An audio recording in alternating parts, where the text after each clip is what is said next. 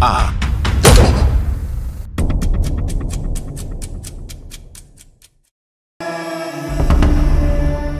pinamumunuan ni Borjak ang Guerrilla Front Alip, saklaw nila ang buong Alip Range na pinaghahatian ng mga ilang bahagi ng Tupi, Pulumulok at buong Tampakan sa South Cotabato. Iilang bahagi ng Colombio sa Sultan Kudarat, kanlurang bahagi ng makilala ng lalawigan ng Cotabato at mga bayan ng Magsaysay, Kidlawan at Matanaw sa Davao del Sur. Ang Guerrilla Front Alip sa panahon ng kanyang kalakasan ay mayroong humigit kumulang 50 katao. Noong humina ito bandang 2020 ay nagsialisan sila sa kanilang kinukonsiderang teritoryo.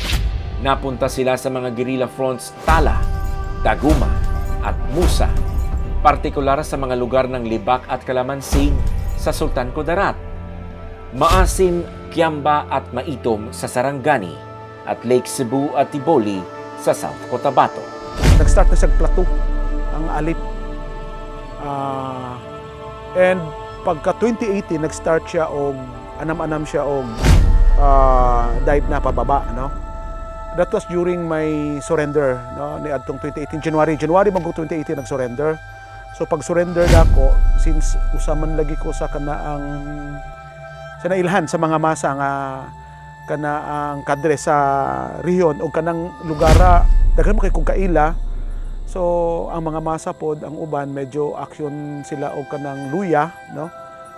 Ingon man ang mga ubang kadre nga og mga persa nga nagalihok nya inabagan pagyud sa kanaang usani kanang intense na offensive, no, sa government using different approaches, dili lang military operations, no.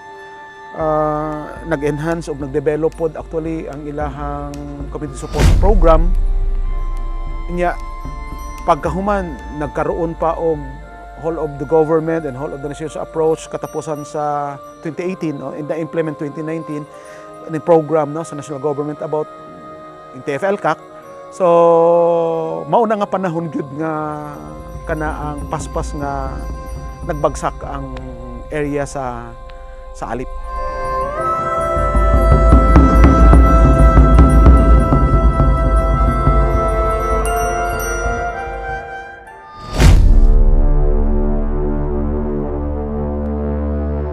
Sa kalahating taon ng 2021, ang Guerrilla Front Alip na lamang ang nananatiling balakid sa pagiging malaya ng Davao del Sur mula sa presensya at impluwensya ng CPP, NPA, NDF.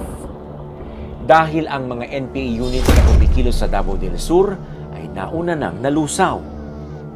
Ito ang Guerrilla Front 51 na nalusaw noong Hunyo taong 2019, BBC 14 ng Pulang Bagani Command na vertical unit ng Southern Mindanao Regional Committee o SMRC na nalusaw naman noong Mayo taong 2021 nang mahuli sila matapos silang makipagbakbakan sa puwersa ng 39IB sa Barangay New Israel, Makilala, Province of Cotabato. Kaya, matapos sumuko si Borjak noong November 2021 at ang iba pang kasama niya na humahawak ng mahahalagang katungkulan at base sa parameters ng Joint AFP-PNP Intelligence Coordinating Committee o JAPIC, ang Guerrilla Front Alip ay idineklarang dismantle, usaw, patay, talo, iba at tumba noong January 18, 2022. Pila na makatuig ang kalihukan ng karaha, o maning abante ang panginabuhian sa masa. Anak God ako makita ba? Naperwisyo naman ang masa noon maay sa tuwa kay magirat na, bakwit sila. Dislokasyon ng ilang panginabuhian. This is